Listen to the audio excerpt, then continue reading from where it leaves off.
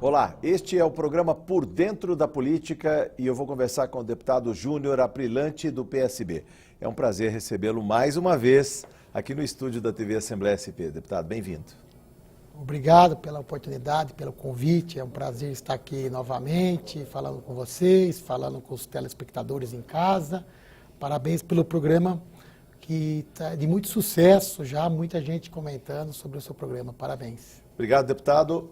Vamos prestar contas de mandato. Aliás, a nossa produção já recebeu do gabinete do deputado Júnior Aprilante uma prestação de contas, deputado. Se a gente levar em conta que o senhor tomou posse em 1º de janeiro e praticamente em fevereiro, né, que a casa retornou depois do recesso, a produtividade aqui é incomparável, seja no número de documentos apresentados, de proposições, projetos de lei. Vamos falar um pouco sobre este ritmo, de onde o senhor tira tanta energia para trabalhar? Jorge, eu acho que até pela experiência que eu tive, vim da gestão privada, trabalhei muito tempo na gestão privada, aos 30 anos que eu fui ingressar na gestão pública, sempre no Poder Executivo, e agora, chegando no Legislativo, são 6 meses aproximadamente, talvez toda essa bagagem, sim, esse ritmo, né, adquirido da gestão privada e também do Poder Executivo, eu acho que isso me colaborou para minhas ações, para minhas atividades como parlamentar hoje, sim, como deputado. Sim. Então, talvez o ritmo alucinante de projetos de lei, de tratativas, de protocolos, de processos e documentos encaminhados é fruto desse histórico no Executivo. Estranhou o time da casa? É diferente? Porque o Executivo é a caneta na mão, o diário oficial, o Legislativo já é o debate, o diálogo, o acordo. O que o senhor sentiu? Lógico, são 12 anos na gestão pública, a grande maioria no Executivo e agora no Legislativo. A gente estranha um pouco, sente aí uma certa dificuldade, até porque no Executivo a gente executava, né? Realizava, fazia, e agora no Legislativo a gente cobra, a gente fiscaliza, a gente fica em cima do Executivo. Então, sim, a gente tem um período de adequação, sim, até porque nós temos 94 deputados estaduais na casa, tem deputados que estão há muito tempo na casa, que conhecem todo o mecanismo, o funcionamento da casa, e eu procuro, nesses primeiros 6 meses, observar mais, conhecer mais as pessoas, conhecer mais os deputados, o funcionamento da casa, para depois a gente ter uma participação, como o próprio o nome fala, parlamento, né? Parla, sim, né? Mas mesmo assim nós estamos fazendo, mas executando no legislativo, vamos, sim, dizer assim, né? Acho que essa adequação, esse período de adaptação é normal em qualquer área, né? E como é trazer as demandas da sua região, da sua cidade, em especial Jundiaí, mas dos 7 municípios do entorno, o aglomerado urbano de Jundiaí, mais, são 645 municípios no estado de São Paulo. O senhor deve receber demandas de muitos deles, como é ter o gabinete de portas abertas para recepcionar gestores públicos, a população de maneira geral, que traz suas demandas para esta Casa de Leis e para o seu mandato em especial.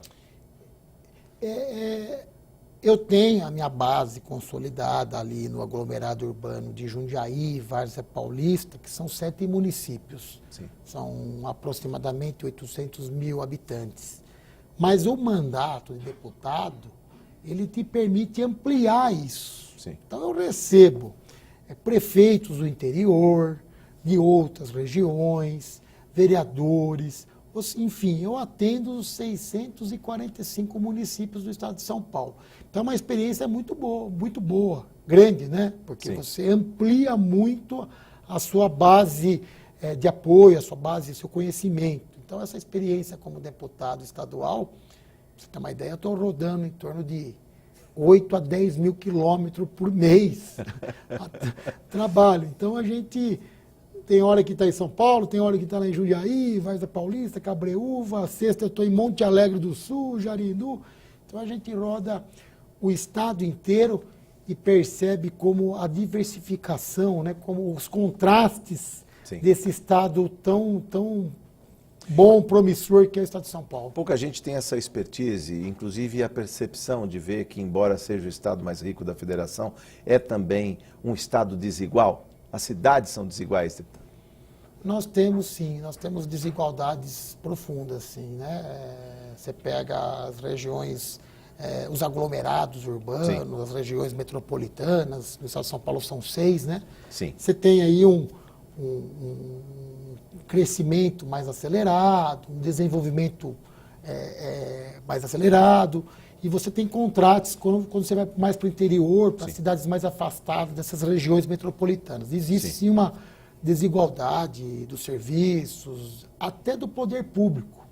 Né? O poder público certo não consegue chegar. Né? O Estado não é um grande guarda-chuva que cobre todo o estado, todo o limite territorial, né? Sim. Algumas áreas existem claros, até né? por concentração de população. Exato. Né? A macrometrópole tem metade da população paulista, 44 milhões de habitantes em todo o estado, mais de 20 milhões aqui nessas cidades no entorno da Grande São Paulo. E daí os problemas se concentram. Talvez você vá numa cidade mais afastada do interior, que você não tem problema, por exemplo, de água. Nós tivemos uma crise hídrica que afetou os grandes centros, né? Sim. Não só São Paulo, mas também algumas cidades. cidades. Não tem de água, mas pode ter de segurança pública. De saúde, ou principalmente.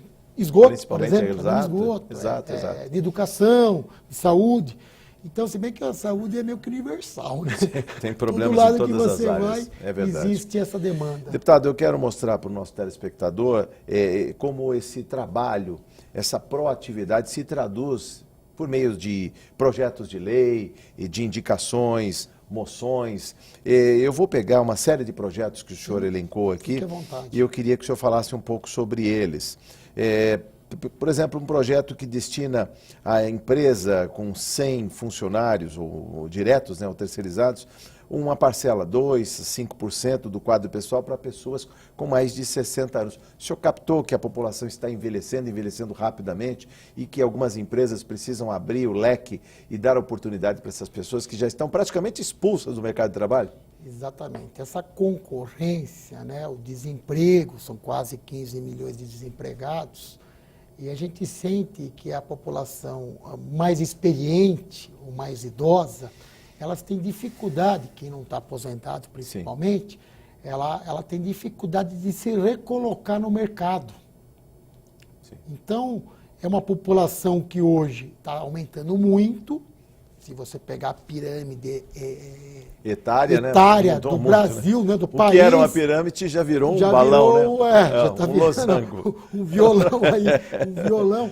Então, eu sinto isso, né? Na minha região, principalmente ali, que é uma região que tem um desenvolvimento urbano muito grande, né, desenvolvimento industrial, comercial, empresarial, parece que a população, principalmente a partir dos 60 anos, ela está abandonada, ela está isolada e ela está colocada a escanteio, vamos dizer assim, pelo mercado de trabalho. Então, a ideia é você criar mecanismo, instrumento, esse dispositivo legal, esse projeto de lei, dar essa oportunidade para as pessoas de maior idade, que ainda não conseguiram aí o benefício da sua aposentadoria e que tem muita experiência e conhecimento de vida. Outra proposta recente desse ano dispõe sobre a isenção tributária para fabricantes de óculos, lentes, armações que desenvolvam ações educacionais e sociais aos estudantes da rede pública de ensino. Deputado, vamos falar sobre essa proposta? Está tramitando aqui na casa, né? Isso, é um outro projeto de lei. Aliás, nesses 180 dias, aí eu já apresentei 18 projetos de lei, um já virou lei, que é o município de interesse turístico em Jundiaí. Bom. Mas sobre esse projeto, qual que era a minha ideia, qual que era a minha iniciativa, a minha visão? Hoje a gente tem, na rede pública, uma quantidade de alunos que muitas vezes têm dificuldades financeiras, dificuldades dentro da família, orçamento reduzido, dificuldades de ter acesso a um médico, e tem dificuldades na sala de aula. Sim. eu vi algumas experiências que eu vi na iniciativa privada, na escola particular, Sim. mas que a família conseguiu, por exemplo, levar essa criança a fazer uma consulta na oftalmo, né, não, fazer a avaliação do seu grau, de sua visão. Sim. E a ideia disso era o quê? Na rede pública, estimular as empresas fabricantes de armações, de lentes, de Sim. óculos, benefício. com esse cunho oftalmológico, né, Sim. vamos dizer assim, não é o óculos de estética de sol, Sim, mas o sim, óculos sim. para a saúde, vamos dizer assim. E a ideia era estimular essas empresas do estado de São Paulo a participar mais desse processo. Que é um projeto de inclusão, de pessoa que inclusão, tem alguma deficiência na acuidade visual, né? Isso. E, inclusive, isso gera até prejudica a performance, o rendimento escolar das crianças. Sem dúvida. Então, meu objetivo era o quê? Era estimular essa parceria privado-público, porque é para os alunos da rede pública, e estimulando com uma isenção tributária para as empresas, os fabricantes, aí, as empresas que trabalham nessa área. O senhor falou de município de interesse turístico, já emplacou o município de Jundiaí, que é a sua cidade, sim, mas tem outros municípios também, que o senhor apresentou projetos de lei, é claro que eles serão consolidados aqui na casa. São 140 possibilidades, 20 das quais já foram preenchidas, ou seja, há espaço para pelo menos mais 120 municípios. Eu vi aqui o de Louveira, mas o senhor podia falar de outras cidades também que o senhor indicou para serem, futuramente, terem o status de município de interesse turístico? Eu tenho um projeto para a cidade de Louveira, para a cidade de Várzea Paulista, para a cidade de Jarinu, cidade de Campo Limpo, Dirce Reis, que inclusive foge do aglomerado urbano de Jundiaí, e de Jundiaí, que foi a primeira leva, sim, de cidades que se tornaram municípios de interesse turístico. Então, são diversos projetos de lei. Nós temos aí uma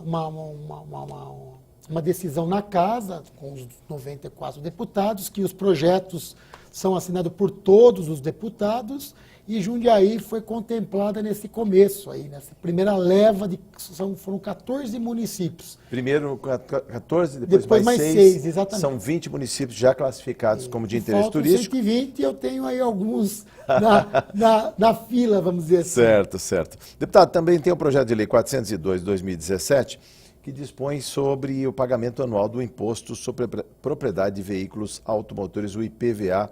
Pagamento hoje que pode ser feito à vista ou até em 3 parcelas. O senhor propõe em 10 parcelas. Explica para a gente um pouco dessa proposta, inclusive um tanto polêmica, eu digo aqui, porque o IPVA é dividido, 50% fica com o governo do estado, 50% com os municípios. Como é que é o diálogo com os prefeitos aí para dividir o imposto que eles recebem, digamos, em 3 parcelas, mais a longo prazo? Na verdade, eu tô olhando principalmente para a população, para o consumidor. Sim. Porque você pagar o IPVA, que corresponde a 12 meses, a 1 ano, no primeiro trimestre, no primeiro mês, até março, máximo, se você parcelar em 3 vezes, é até março. A ideia seria até injusto, vamos dizer assim. Eu tive, inclusive, uma experiência própria, que eu tive um veículo que foi furtado no meio do ano. E eu já tinha pago o IPVA do ano inteiro. Sim. Então, a ideia é o quê? É facilitar pro contribuinte, até para ele não ficar inadimplente. Você pega em janeiro, fevereiro, ele vem IPTU, vem todas as despesas de materiais escolares, uma série de tributos e despesas com a família, sim, principalmente, e mais a questão do IPVA. Então, é uma forma de você parcelar, dando condições para o contribuinte não ficar inadimplente. Nós temos que ver isso. É uma forma de você ter mais uma opção de ele dividir o pagamento desse tributo. Você tem a opção de pagar à vista, com desconto, de pagar no segundo mês, em fevereiro, sem desconto, ou de você dividir em 3 parcelas. E teria a opção de você dividir em 10 até vezes. Em 10 vezes. Que é uma forma que cabe melhor no bolso da população. Um orçamento de quem paga efetivamente o imposto, que é o contribuinte. Tem muita gente, aquele ditado, né, popular, estou vendendo almoço para comer a janta. Então, às vezes, é uma forma de ajudar a população que tanto precisa e, inclusive, diminuindo, tenho certeza disso, a inadimplência. A inadimplência, que é altíssima, né? Até porque o orçamento público, ele é anual. Ele é realizado ao longo do ano, né? Isso. E você faz o orçamento, previsão de um ano para o outro, pro ano. Sim. Então, eu acho que é uma forma de contemplar todos. Sim. Contemplar todos. Traz não mais prejudica, acho que o poder o Estado e também não ele prejudica... acaba recebendo a mesma receita, só que não antecipadamente. Ele vai receber ao longo de 10 meses. Tem opção, e tem com essa a opção. possibilidade de receber até mais, porque o inadimplente que não pode pagar em 3, e que talvez possa pagar em 6 ou até em 10 vezes, facilita a vida, talvez até o Estado receba... Eu entendo, Jorge, que o contribuinte é um cliente do Estado, vamos dizer assim, do poder público. Mas né? é o patrão também, é o né? patrão, é o patrão, é o cliente. Mas é o cliente que manda. É o cliente que manda. É o cliente que manda. O cliente sempre tem razão. Quando você vai numa loja, exatamente. Quando você é o patrão, é o cliente que manda.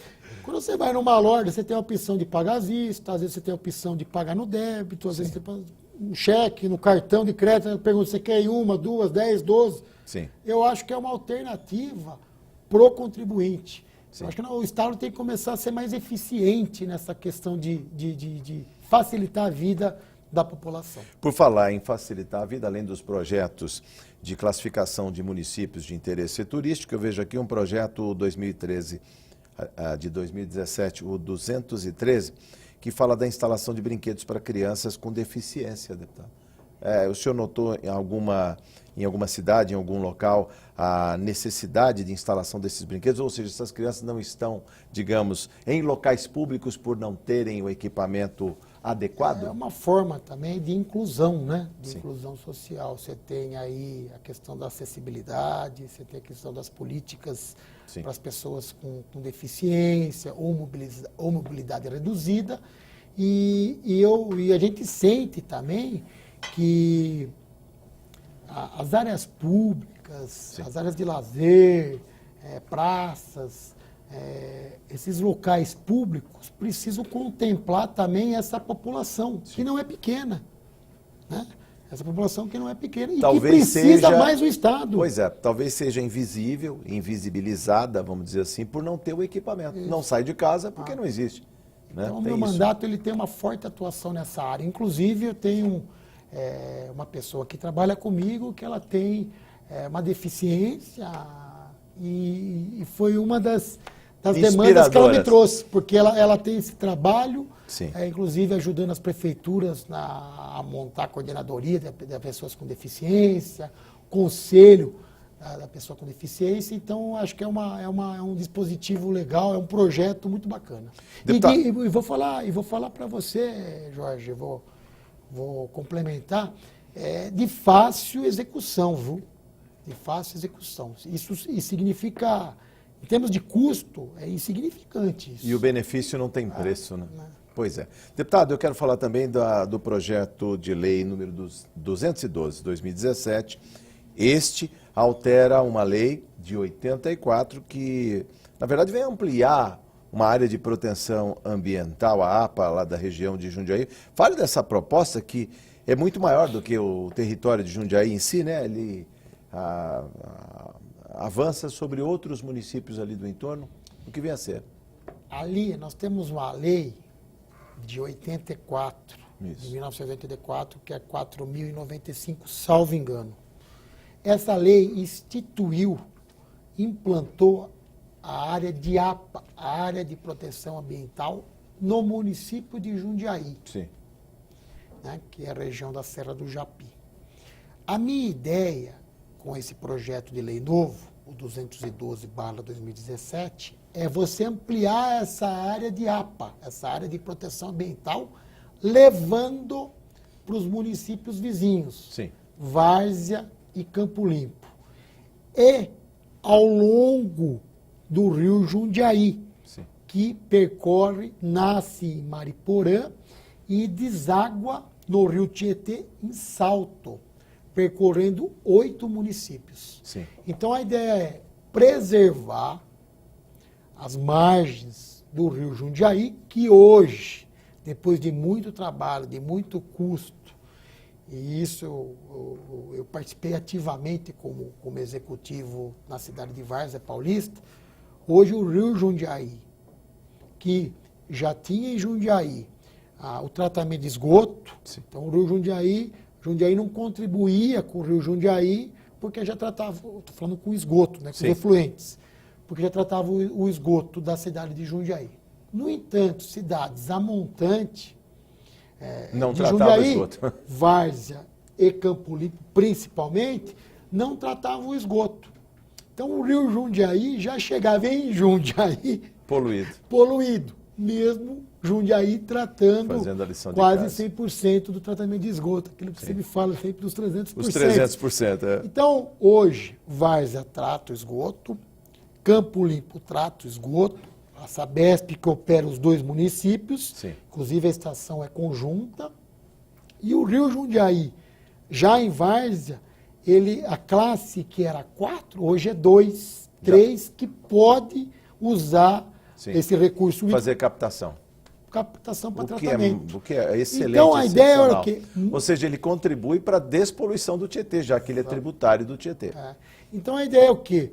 É preservar duas importantes áreas de proteção ambiental em Várzea, que é a Serra do Mursa, sim, e em Campo Limpo, que é a Serra dos Cristais, são cidades vizinhas, é um maciço único, e as margens do rio Jundiaí nos 8 municípios. Então, a ideia do projeto é ampliar a área de água. Ele é ambicioso, se pode falar, porque ele também é visionário, deputado. Quando se olha o Japi, a gente não pode olhar só Jundiaí, porque senão as franjas do Japi vão ser consumidas. A especulação imobiliária está aí, a cidade continua crescendo. Então, é preciso ampliar a proteção daquela área verde, daquele remanescente de Mata Atlântica. E se você pensar em Várzea Paulista, que é uma cidade que tem 35 quilômetros quadrados, uma sim, densidade demográfica muito alta, sim, são 120 mil habitantes. A pressão lá é maior.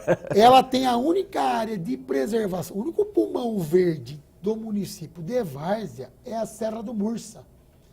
Se a gente não fazer um uso equilibrado, racional, pensando na preservação, na proteção desses ecossistemas, sim, a gente não vai ter pulmão nenhum em Várzea Paulista. Sim. E Campo Limpo, a mesma coisa. Sim. O senhor falou ainda também das margens, a mata ciliar do rio Jundiaí.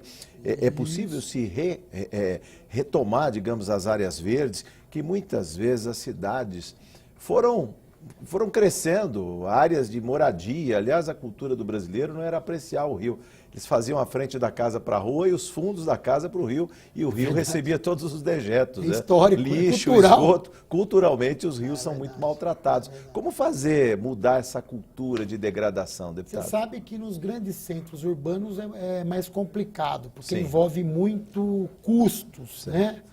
Normalmente você tem você tem vias públicas nas margens dos rios, os cursos de água implantada, asfalto, pavimentação, calçamento.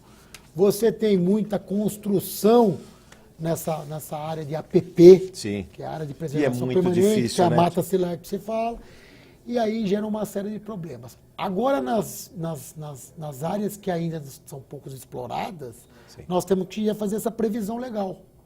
E o município tem que fazer esse controle. Então, você tem um ordenamento jurídico e você tem a fiscalização, né, do poder executivo, vamos dizer assim, você consegue controlar melhor essa ocupação.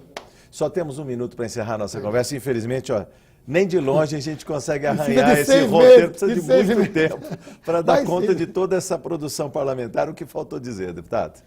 Bom, Jorge, é dizer que, primeiro, o carinho recebido aqui na casa por todos os funcionários, de vocês aqui da TV Alesp, dos demais deputados, é muito grande, a recepção é muito calorosa, e dizer que em tão pouco tempo a gente já fez muito, né? As demandas, eu sou o único deputado estadual do aglomerado urbano de Jundiaí, isso me requer arregaçar mais a manga, sim, trabalhar mais, o meu dia começa muito cedo e termina muito tarde, mas isso também, essa mobilização, essa pressão, essa cobrança, me deixa mais ocupado, mais prestativo e mais empenhado nessa causa que hoje eu represento, que é ser um parlamentar do Estado de São Paulo. Parabéns e sucesso no seu mandato. Muito obrigado por sua entrevista, deputado. Obrigado. Volte mais vezes. Muito obrigado. Bom, este e outros programas da TV Assembleia você acompanha nas redes sociais e no nosso canal no YouTube. Eu conversei com o deputado Júnior Aprilante, do PSB. Você ficou por dentro da política. Muito obrigado por sua audiência.